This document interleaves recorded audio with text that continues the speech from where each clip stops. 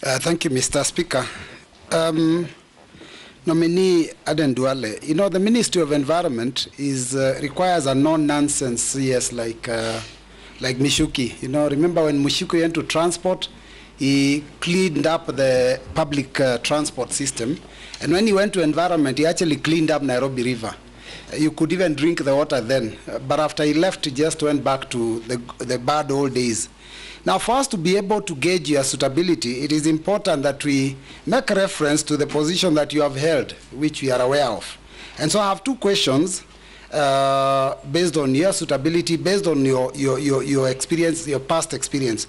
First one is corruption in the recruitment of military officers. You have been in the docket of defense, and from yesterday there was a lot of discussion about how much Kenyans have to pay so that their sons or daughters are recruited into the military. What did you do about these menace when you are CS for defense?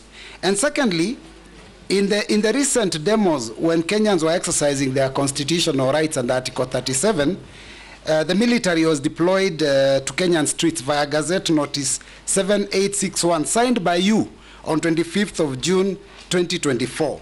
Now, unlike police that use tear gas, canisters, batons, rubber bullets, water cannons, the military is known for live bullets, grenades, assault rifles, tankers, and bombs. Now, what was the intention behind sending the military to the streets? Was there a plan to shoot to kill demonstrators? Mr. Speaker, I'm not John Michuki, but I will be like John Michuki. I can assure the member that I'll try my best. Nairobi River Commission used to be under the Ministry of Environment. Now it's not under me. It's under the Deputy President. But we need to deal with the Nairobi River Commission. The pollution that is going on in Nairobi River Commission, Nairobi rivers, because of the dysfunctional sewage system, which needs to be upgraded. The dumping sites of Nairobi County, all of them, including Dandora, are on Nairobi and Nairobi rivers. So the governor of Nairobi, at some stage, and I hope he will listen to me if I'm appointed, he has to look for other dumping sites outside the Nairobi River Causeway, Rivers Causeway. So coming to military recruitment, I agree with you, it's a systemic issue. And I was watching yesterday, the speaker said, the president himself is concerned. But we have agreed before I left the Ministry of Defense that going forward, before the next recruitment, we must sit, we must have a conversation.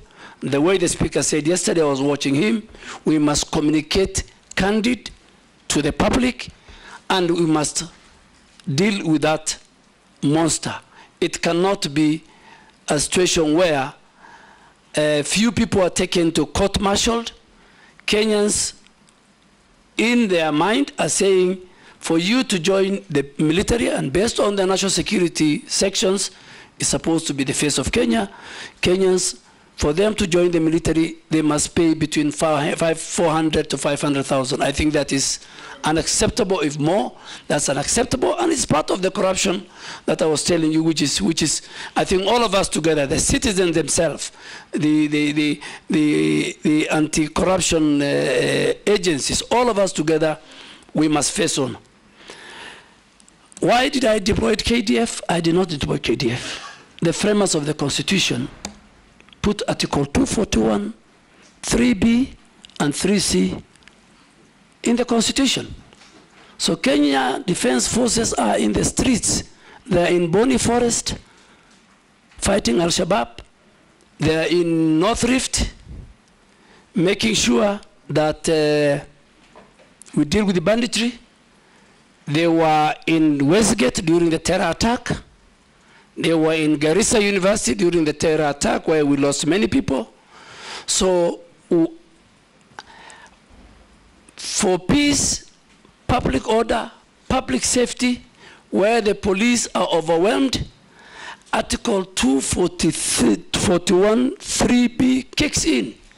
The function of the Minister for Defense, by then me, is once the article kicks in, then I am supposed to do certain subsidiary legislation. I gazette. And Mr. Speaker, all of us know Article 132 of the Constitution obligates the President to protect the other arms of government. He is the chair of the National Security Council. That day, the Office of the Chief Justice and the Supreme Court, as an institution, was under threat, under attack.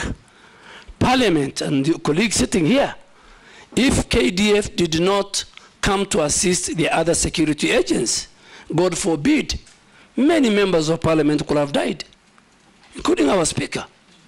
Parliament could have been burnt. I will not be that irresponsible as a Minister of Defense with a provision of the Constitution. I used the law. And then the House went further the next morning, because it was going on a very long recess.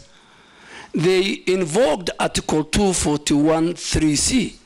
But when LSK went to court, Justice Mugambe, I don't want to discuss more because the matter is still in court, gave orders that I should give and gazette and do a new gazette on the terms of engagement, on how many places, and now I said in the 47 places. Ours was to protect key institution. Parliament is a symbol of democracy and governance. It is a home of the people's representatives. Mr. Speaker, in all my life in Parliament, people used to come and present petitions. And any member of Parliament who's outside, near the gate, used to receive and take it to the office of the clerk or the office of the Speaker. I have never seen where people want to come and ban Parliament. So I think I want to thank the framers of the Constitution. I participated, the Speaker participated, many other members participated.